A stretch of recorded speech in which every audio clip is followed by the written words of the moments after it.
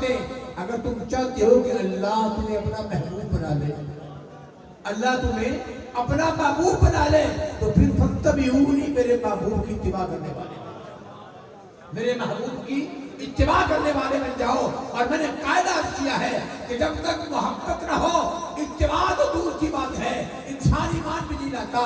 حضرات گرامی، محبت پہلے آتی ہے پھر ایمان آتا ہے، اور جیسے جیسے محبت فروغ پاتی ہے ایسے ویسے انسان کی محبت میں بھی اضافہ ہوتا چلا جاتا ہے۔ محبت کی کچھ جھلکیں دکھاؤں آپ کو میں، میرا دل چاہتا ہے محبت کی جھلکیں دکھاؤں کہ محبت انسان سے کیسے کام لیتی ہے۔ علی مرتضیٰ شیر خدا رضی اللہ تعالیٰ عنہ ایک مقام سے گزرے، خادم ساتھ ہے، راستے میں درخت آ گیا، آپ درخت کے نیچے سے جھک کر گزرے۔ کیسے گزرے؟ جھک کر گزرے۔ درخت کی شاخیں اونچی ہیں، درخت کی شاخیں بلند ہیں۔ علی مرتضیٰ شیر خدا رضی اللہ تعالیٰ عنہ درخت کے نیچے سے جھک کر گزرتے ہیں۔ جب درخت کے نیچے سے گزر گئے، خادم نے پوچھا، میرے آقا یا علی، یہ کیا بات ہوئی؟ درخت کی شاخیں تو کافی اونچی تھی، آپ کھڑے ہو کر بھی گزر سکتے تھے، آپ کھڑے ہو کر بھی گزر سکتے تھے، جھکنے کی کیا وجہ ہے؟ جھکنے کی کیا بات ہے؟ اللہ اکبر! سنیے اور دیکھیے محبت کیسے کام لیتی ہے۔ فرمایا، بھلے آدمی، میں ایک مرتبہ اپنے محبوب کے ساتھ اس راستے سے گزرا تھا، اس وقت یہ درخت چھوٹا تھا، شاخیں نیچی تھی، میں نے دیکھا میرے حضور جھک کر گزرے، میرے حضور جھک کر گزرے ہیں۔ آج اگرچہ یہ درخت بلند ہو گیا، شاخیں اونچی ہو گئی، لیکن علی کی محبت یہ گوارا نہیں کرتی۔ جس مقام سے کملی والا سب جھکا کر گزرے، علی وہاں سے کھڑا ہو کے گزرے۔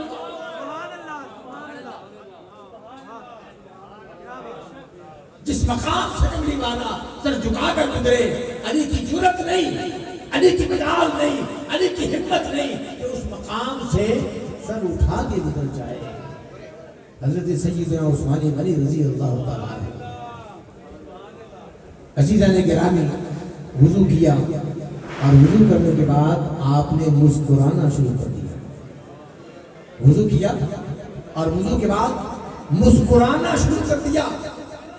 قریب لوگوں نے پوچھا، کوئی بات تو نہیں ہوئی، کوئی معاملہ نہیں ہوا، پھر یہ مسکرانے کی وجہ کیا ہے؟ کون سی بات نے آپ کو مسکرانے پہ مجبور کر دیا ہے؟ کہا، بھلے آدمی، میں بھی جانتا ہوں بات کوئی نہیں، نہ مسکرانے کا موقع ہے، بس اتنی بات ہے، میں نے حضور کو دیکھا، ایک مرتبہ وضو فرمایا، اور وضو فرمانے کے بعد میرے حضور نے اسی طرح مسکراہٹ عطا فرمائی تھی، میرے حضور نے ایسے ہی مسکراہٹ عطا فرمائی تھی۔ بس میں بھی حضور کی اتباع کے اندر، حضور کی اتباع کے اندر میں بھی اس عمل کو انجام دے رہا ہوں۔ تو محبت پہلے آتی ہے، محبت پہلے آتی ہے، ایمان بعد میں آتا ہے، اور جب ایمان آتا ہے تو حضرات گرامی پھر انسان کا کلیجہ روشن ہو جاتا ہے، انسان کا ذہن روشن ہو جاتا ہے، اور جیسے جیسے محبت بڑھتی ہے، حضرت بایزید بستامی رحمۃ اللہ علیہ، کسی نے خربوزہ پیش کر دیا، اب اس خربوزے کو لیا ہوا ہاتھ کے اندر، خوبصورت بھی ہے، خوشبو بھی کمال ہے، اور دل بھی چاہ رہا ہے کہ کسی کو کھا لیا جائے، اس کو کھایا جائے، لیکن حضرات گرامی بالآخر کافی دور سوچنے کے بعد وہ خربوزہ اپنے سائڈ پر رکھ دیا، استعمال نہیں فرمایا۔ پوچھنے والے نے پوچھا، حضرت یہ کھانے کی چیز ہے، خوبصورت ہے، لذیذ ہے، پھر آپ کو دی بھی گئی ہے، آپ نے تناول کیوں نہیں فرمایا؟ اللہ اکبر! فرمایا، بھلے آدمی، دل تو میرا بھی چاہتا تھا، لیکن میں اس بات پہ حیران ہوں کہ مجھے اس بات کا علم نہیں کہ میرے حضور نے خربوزہ کیسے کھایا، میرے حضور نے خربوزہ کیسے کھایا تھا۔ بس اسی بنا پر میں نے کھانے سے ہاتھ کھینچ لیا ہے، ہاتھ روک لیا ہے۔ یہ ہے محبت مصطفیٰ، یہ ہے اطاعت مصطفیٰ۔ عبداللہ ابن عمر بات جب چل نکلے تو حضرات گرامی پھر رکنے کا نام پڑے، پھر حضور کی بات ہو، کریم آقا علیہ السلام کی بات ہو، محبت رسول کی بات ہو، اگر میں قرآن کی آیات کو پڑھنا شروع کروں تو یقین مانیے ایک لمبی فہرست موجود ہے اور طویل وقت بھی چاہیے۔ عزیزان گرامی، کریم آقا علیہ السلام کی محبت جو قرآن نے بیان کر دی، جو میرے رب نے بیان کر دی، ایک ایک حرف انسان کے دل میں اترتا ہے۔ جب قرآن نازل ہوتا نا تو کریم آقا علیہ السلام اسے جلد از جلد یاد کرنے کی صحیح فرماتے ہیں۔ اللہ کرے ہماری زبانیں بھی قرآن پڑھنے کے لیے کچھ ٹائم نکالیں۔ ہمیں بہت کچھ پڑھنے کو ملتا ہے، بہت کچھ سننے کو ملتا ہے، بہت کچھ دیکھنے کو ملتا ہے۔ اے کاش کچھ ٹائم ہمیں قرآن کی آیات کو دیکھنے کے لیے مل جائے، کچھ ٹائم ہمیں قرآن کی آیات کو تلاوت کرنے کے لیے مل جائے، اور کچھ ٹائم ہمیں قرآن کی آیات کو سننے کے لیے اللہ تعالیٰ۔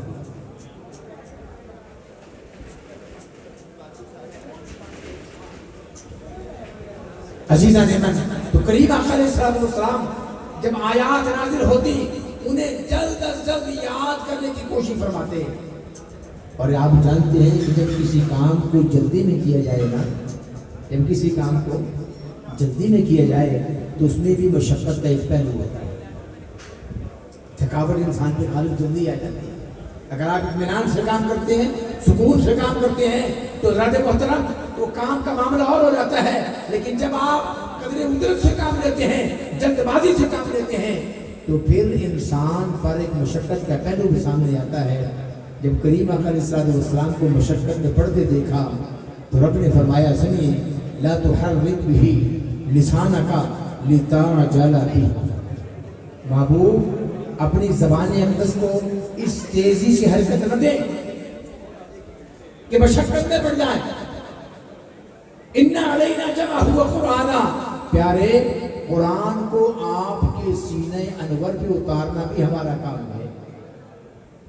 اِنَّ عَلَيْنَا جَمْعَهُ وَقُرْآنَهُ، اسے اتارنا بھی ہمارا کام ہے، اور آپ کے سینے میں اسے محفوظ کر دینا بھی، اسے محفوظ کر دینا بھی ہمارا کام ہے۔ تو کوشش کیا کیجیے کچھ لمحے قرآن پڑھنے کے لیے، اللہ سے باتیں کرنے کے لیے، اور اس خواہش کو لے کر دل کے اندر کہ میرا رب مجھ سے ہم کلام ہو، مجھ سے بات کرے، یہ کمال شوق ہے۔ حضرات گرامی، جناب موسیٰ علیہ السلام رب سے کلام کرنے کے لیے جاتے ہیں تو کلام کی لذت سے اتنا مسرور ہوتے ہیں، اتنا مسرور ہوتے ہیں، اتنا شاد کام ہوتے ہیں کہ بے ساختہ زبان سے نکلتا ہے، رب ارینی، رب ارینی، اے میرے رب میں تجھے دیکھنا چاہتا ہوں۔ عزیزان گرامی، کبھی سوچئے گا کہ آخر جناب موسیٰ علیہ السلام آپ کے ذہن کے اندر یہ خیال کیوں آیا، آپ نے سوال کیوں کیا رب ارینی؟ اس لیے کہ موسیٰ علیہ السلام نے جب رب کا کلام سنا نا تو ذہن کے اندر یہ بات آئی، جس ذات کے کلام میں ایسی لذت ہے، جس ذات کے کلام میں ایسی لذت ہے، ارے اس کی دید میں کیسی لذت ہے، جس کے کلام میں ایسی لذت ہے، جس کی گفتگو میں ایسی لذت ہے، اس کی دید کے اندر کیسی لذت ہے۔ عزیزان گرامی، تو اسی لیے گزارش کی رب ارینی۔ تو جب موسیٰ علیہ السلام یہ التجا کر سکتے ہیں تو ہم پر تو کرم ہوا ہے نا۔ پورے 30 پارے اللہ نے اپنے کلام کی صورت میں اپنے محبوب پہ نازل فرمائے، جو آج منو عن، کیسے منو عن، اسی شکل کے اندر جس شکل میں اترا، جو کلام اللہ نے اتارا، حضرات گرامی، وہ کلام آج ہمارے پاس موجود ہے۔ ہم بہت دائیں بائیں باتیں، مجھے کبھی بڑا افسوس ہوتا ہے، یقین مانیے، یہ فلاں تبرک ہے، یہ فلاں تبرک ہے، یہ فلاں تبرک ہے، آئیں جی زیارت کروائیں گے، آئیں جی زیارت ہوگی، سب پیسے بٹورنے کے بہانے ہیں، برا نہ منائیے گا۔ سب سے بڑی زیارت جس کے اندر کوئی شک والی بات نہیں، وہ اللہ کا کلام ہے۔ کبھی اس کی بھی زیارت کریں نا آپ، کبھی اس کو یہ پروٹوکول دیں، کبھی اس کو بھی اسی طرح سجا کے بنا کے اور کہیں آؤ میں تمہیں اپنے رب کے کلام سے ملواتا ہوں، اپنے رب کے کلام سے ملواتا ہوں، آؤ تمہیں زیارت کرواتا ہوں۔ افسوس ہم اس طرف نہیں آتے۔ عزیزان گرامی، بہرحال میں بات لے کر چلا تھا کہ جس قدر پہلے محبت آئے گی پھر ایمان آئے گا، اور جیسے جیسے محبت بڑھے گی انسان کے اندر اتباع کا جذبہ بھی بڑھتا چلا جائے گا۔ تو ان محافل کا بنیادی مقصد یہ ہے کہ محبت رسول کو دلوں میں اجاگر کیا جائے، محبت رسول کو بیدار کیا جائے، اور اس کے صدقے میں اپنے بخت خفتہ کو جگایا جائے، بیدار کیا جائے۔ اس لیے کہ کریم آقا علیہ السلام کی محبت دونوں جہان میں کامیابی کی علامت ہے، دنیا کے اندر بھی آخرت کے اندر بھی۔ یہ کوئی میں جذباتی بات نہیں کر رہا، ایک صحابی حضور کی بارگاہ میں حاضر ہوئے، بڑے گھبرائے ہوئے ہیں، پشیمان دکھائی دیتے ہیں، چہرے پر پریشانی کے آثار ہیں۔ پوچھا میرے صحابی اے آنے والے کیا بات ہے، اس قدر پریشان کیوں ہو؟ عرض کی یا رسول اللہ صلی اللہ علیہ وسلم ایک بات نے مجھے پریشان کر دیا۔ فرمایا بتاؤ کیا بات ہے؟